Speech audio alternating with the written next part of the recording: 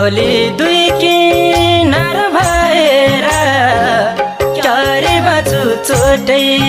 चोट सहेर बादल जस्तै तिम्रो मन